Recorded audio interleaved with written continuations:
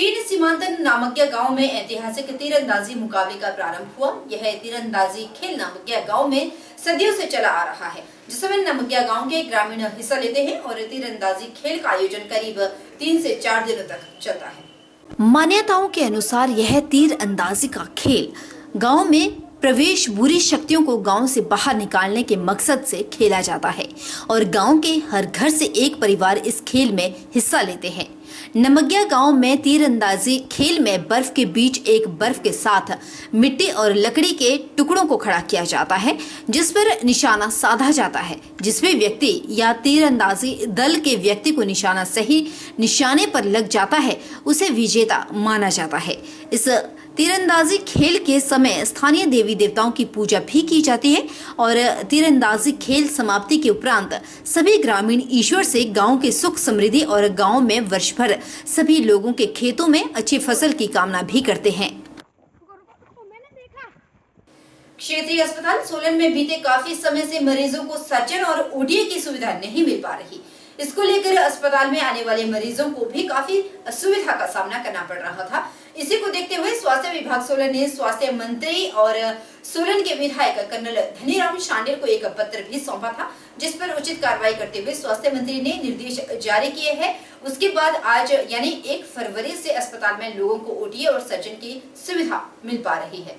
क्षेत्रीय अस्पताल सोलन के एमएस डॉक्टर एसएल वर्मा ने बताया कि बीते काफी समय से क्षेत्रीय अस्पताल में सर्जन और ओटीए के पद खाली थे। ऐसे में मरीजों को काफी असुविधा का सामना करना पड़ रहा था, जिसे देखते हुए स्वास्थ्य मंत्री से बात की गई और उन्होंने तुरंत निर्देश जारी किए, जिसके बाद आज से अस्पताल में सर्जन और ओटीए की तैनाती कर दी गई। राजगढ़ से सर्जन और बद्दी से ओटीए की तैनाती अस्पताल में हुई है।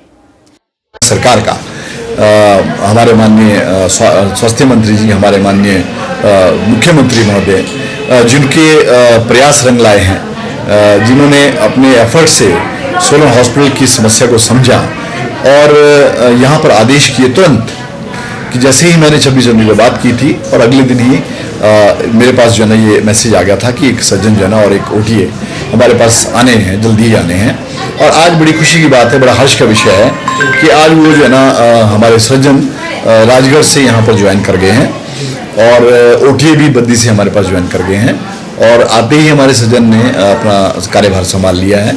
और जो वार्ड में हमारे पास पेशेंट पड़े थे, मैंने उनको रिक्वेस्ट की कि आप पहले उनको देखिए, ताकि वो बड़े दिनों से इंतजार कर रहे हैं कि कुछ सर्जन हमारे पास आए और ओटीए जो है ना अपने काम में ऑपरेशन थिएटर में लग चुके हैं। बताते चले कि वर्तमान में 10 दिनों के लिए सर्जन और ओटीए को अस्पताल बुलाया गया। इससे अस्पताल आने वाले मरीजों को काफी राहत मिलेगी। वहीं सर्जरी के मरीजों को भी कुछ दिनों के लिए इधर उधर नहीं जाना पड़ेगा। स्वास्थ्य मंत्री को इस बारे अवगत करवाने के बाद जिला प्रशासन ने तुरंत कार्रवाई की। गौर रहे कि क्षेत्रीय अस्पताल जिला का सबसे बड़ा अस्पताल है। यहाँ पर सोलन समेत जिला शिमला और सिरमौर के कई क्षेत्रों के लोग इलाज के लिए आते हैं, जिसके चलते यहाँ 1200 से 1500 की ओपीडी रहती है। इनमें से करीब 300 मरीज सर्जिकल ओपीडी में इलाज के लिए आते हैं। हिमाचल प्रदेश सरकार द्वारा चलाए जा रहे समग्र शिक्षा अभियान के तहत खंड नूरपुर में आधारभूत साक्षरता और संख्यात्मकता पर आधारित 5 दिवसीय कार्यशाला का आज सफलतापूर्वक समापन हो गया, जिसमें लगभग प्राइमरी स्कूल से लगभग 80 अध्यापकों ने हिस्सा लिया और न्यू एजुकेशन पॉलिसी 2020 के अनुसार चल रहे निपुण भारत मिशन के तहत प्रशिक्षण प्राप्त किया। इस मौके पर खंड प्रारंभिक शिक्षा अधिकारी राम गोपाल, कार्यशाला के आयोजक बीआरसीसी प्राइमरी शैलेंद्र बलरिया ने मास्टर ट्रेनर और सभी अध्यापकों को विशेष रूप से धन्यवाद और प्रशंसा की। पीटीएफ प्रधान मुल्तान भी शामिल रहे। वीआरसीसी शैलेंद्र बलेरिया ने कहा कि इस प्रशिक्षण शिविर में नूरपुर ब्लॉक के 80 प्राथमिक स्कूलों के अध्यापकों ने हिस्सा लिया। 5 दिवसीय ये शिविर समापन हो गया। यह शिविर आधारभूत साक्षरता और संख्यात्मकता पर आधारित हुआ, जिसमें हमें बच्चों में भयमुक्त, तनाव मुक्त पढ़ाई का वातावरण बनाना है और जो बच्चों का NAS का टेस्ट होने जा रहा है उसकी कैसी तैयारी करवानी है, निपुण मिशन है, उसे समय रहते कैसे पूरा कर पाएंगे, इसके बारे में चर्चा की गई। इस शिविर में सभी ने सराहनीय कार्य किया। हमारे नूरपुर ब्लॉक के 80 स्कूलों के अध्यापकों ने फाउंडेशन ऑफ लिटरेसी न्यूमरेसी के आधार पर ये कार्यशाला का आयोजन हुआ था, उसमें सभी ने भाग लिया। इस कार्यशाला का मुख्य उद्देश्य जो है, जो भी हमारा NAS का एक अचीवमेंट टेस्ट होने जा रहा है, उसके लिए बच्चों को कैसे तैयारी करवानी है। और दूसरा, foundation of literacy and numeracy पे जो हमारा निपुण हिमाचल का मिशन है, उसको हम कैसे समय रहते पूरा कर सकेंगे, इसके बारे में 5 दिन जो है वो चर्चा की गई। इस कार्यशाला में सभी जो शिक्षण था वो गतिविधि आधारित था, कैसे हमने स्कूलों में भय मुक्त वातावरण का आदान प्रदान करना है और कैसे बच्चों को हमने डर रहित शिक्षा प्रदान करनी है। इसमें हमारे सभी ग्रुपों ने बहुत ही सराहनीय काम किया है। हमारे जो स्टेट लेवल के रिसोर्स पर्सन थे भाई अजय प्रजापति और संजीवन जी, और हमारे जो डिस्ट्रिक्ट लेवल के रिसोर्स पर्सन थे भाई अश्विनी जी, संजीव जी, संजय जी और हमारे कमल किशोर भाई जी, सभी ने बढ़ चढ़ कर अपने जो विचार यहाँ साझे किए हैं और इस मिशन को हम अतिशीघ्र तो हमारे नूरपुर ब्लॉक में भी पूरा करेंगे। जय हिंद, जय हिमाचल। मंडी पठानकोट नेशनल हाईवे की हालत बेहद खराब हो चुकी है। पूरा रोड जगह जगह खराब हुआ है। NHAI रोड को दुरुस्त करने के बजाय इस पर जगह जगह मिट्टी भरने का काम कर रहा है। Mandi Pathankot national highway NHAI के अंडर है, लेकिन NHAI इस रोड के रखरखाव में फेल हो चुका है। इसी लापरवाही की वजह से देर शाम भी रोड पर एक सीमेंट लेकर पालमपुर जा रहा बड़ा ट्राला मेहड़ के पास धंसने से पलट गया। और हैरानी तो इस बात की है कि अभी तक संबंधित विभाग के कोई भी अधिकारी मौके पर नहीं पहुंचे, लेकिन लोग ये कहने से भी नहीं चूक रहे कि लोग त्रस्त है हादसे की वजह से और NHAI मस्त है। बिलासपुर से सीमेंट लेकर पालमपुर जा रहा ट्राला मेहड़ के पास सड़क धंसने से पलट गया। हादसा सड़क के कलवर्ट के धंसने की वजह से बताया जा रहा है। दुर्घटनाग्रस्त ट्रक में सीमेंट के 500 बैग भरे हुए थे। मंडी पठानकोट नेशनल हाईवे बरसात के कारण जगह जगह क्षतिग्रस्त हुआ। NHAI द्वारा क्षतिग्रस्त मार्ग को दुरुस्त करने के लिए कोई भी ठोस कदम नहीं उठाए जा रहे। नतीजतन जगह जगह इस तरह के हादसे हो रहे हैं। NHAI की लापरवाही की वजह से ये कोई पहला हादसा नहीं हुआ। आए दिन इस रोड पर हादसे होते ही रहते हैं। उधर ट्रक के चालक ने बताया कि घटना देर रात उस वक्त हुई जब एक टैंकर सड़क पर खराब हुआ था। चालक ने जैसे ही ट्रक को बाहर की ओर निकाला तो उस वक्त रोड का आधा हिस्सा टूट गया और ये हादसा हो गया। मैं जी पठानकोट टू कोतली पतलीकुल जा रहा था, तो इधर टैंकर खराब था, खड़ा हुआ था, तो इधर से गाड़ियां बराबर जा रही थी, तो हमने कहा कि हमारी भी निकल जाएगी, लेकिन फिर भी ये सड़क टूट गई, तो हम फिर गाड़ी गिर गई नीचे, इस करके गाड़ी की वजह से हुआ ना जी। अगर गाड़ी ना होती तो फिर तो सेफ चले जाते, हम निकल जाते। उनका ये वही दोषी है जी।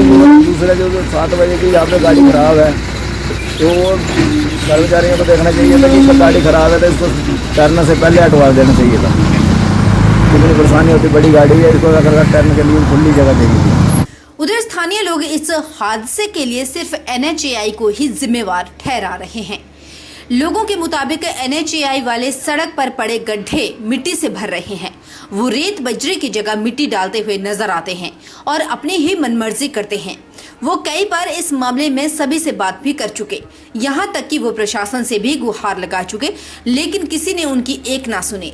उधर DSP पद्धर ने बताया कि मंडी पठानकोट नेशनल हाईवे में मेहड़ के पास सीमेंट से भरा ट्रक दुर्घटनाग्रस्त होने की सूचना मिली है। ट्रक चालक बिल्कुल सुरक्षित है। पुलिस घटना के कारणों की छानबीन कर रही है। ये कल रात शाम को हुआ। एक्चुअली ये जो रोड है आजकल NHAI के अंडर है और इसकी मेंटेनेंस नहीं हो पा रही है, और ये पुलिया पहले से ही क्षतिग्रस्त हो चुकी थी बरसात के कारण, और इस कारण जो रात को यह हादसा हुआ इसी कारण, क्योंकि लोड ट्रक जा रहा था तो पुलिया बैठ गई और ट्रक नीचे गिर गया। तो इसमें हम क्या बोल सकते हैं। अब NHAI के अंडर है, अब वो वैसे अपने हिसाब से काम कर रहे हैं, वो हमारे हिसाब से थोड़े काम करेंगे। जहाँ पत्थर या बजरी डलनी है वहाँ वो मिट्टी डाल रहे हैं। जहाँ पुलिया क्षतिग्रस्त हो गई है, टूटने की हालत में, उनको देख नहीं रही है। उन पर ना कोई सर्वे कर रहा है, ना कोई कुछ कर रहा है। तो इस बारे में हमारी ना कोई सुनता है, ना प्रशासन सुनता है, क्योंकि प्रशासन के पास जाते हैं, PWD के पास जाते हैं, तो वो बोलते हैं कि अब ये रोड NHAI के अंदर है, वो वही करेंगे। अब इसकी हम अपनी बात किसके समक्ष रखें। बहुत हादसे हो रहे हैं इस रास्ते में, मतलब कि जोगिंद्रनगर से मंडी तक बहुत हादसे होते रहते हैं, एक्सीडेंट हो रहे हैं, इसी कारण हो रहे हैं ज़्यादातर। क्योंकि रोड की आप देख रहे हैं दोनों साइड बहुत ही खस्ता हालत है, मेंटेनेंस नहीं हो रही है। बहुत दिनों से नहीं हो रही। क्रेयन्स वर्ल्ड स्कूल बैजनाथ आज नन्हे मुन्ने बच्चों द्वारा बिप ग्योर 2 रंगों की दुनिया कार्यक्रम का आयोजन किया गया। कार्यक्रम में मुख्य अतिथि के रूप में सेवानिवृत्त प्रिंसिपल किरण अवस्थी ने शिरकत की। इस कार्यक्रम में स्कूल के प्री नर्सरी से लेकर केजी तक के बच्चों ने एक से बढ़कर एक प्रस्तुतियां देकर लोगों का मन मोह लिया। हमने अपने प्री प्राइमरी सेक्शन का एनुअल फंक्शन ऑर्गेनाइज किया है। इसमें हमारी कोशिश यही रहती है कि हमारे छोटे से छोटे बच्चे, जैसे प्री प्राइमरी का बच्चा हमारा 2+ का होता है, हम उसे भी स्टेज पे लेके जाएं और यहाँ से लेके यूकेजी तक सभी बच्चों ने पार्टिसिपेट किया। इसका फ़ायदा हम लोगों ने देखा है कि बच्चों का जो एक्सपोजर है, स्टेज फेयर है, ये हम लोग इसी स्टेज पे हम लोग इनका हटा सकते हैं और फर्दर इनको +1 फर्स्ट, सेकंड, थर्ड, फोर्थ की क्लासेस में जाके बेनिफिट होगा।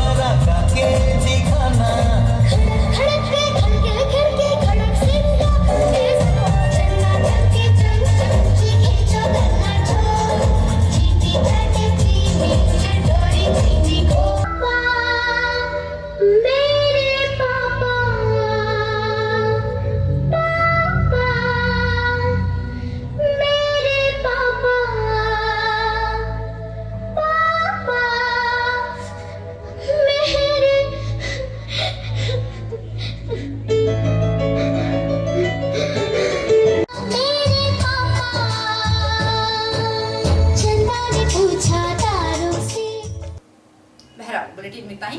नमस्कार।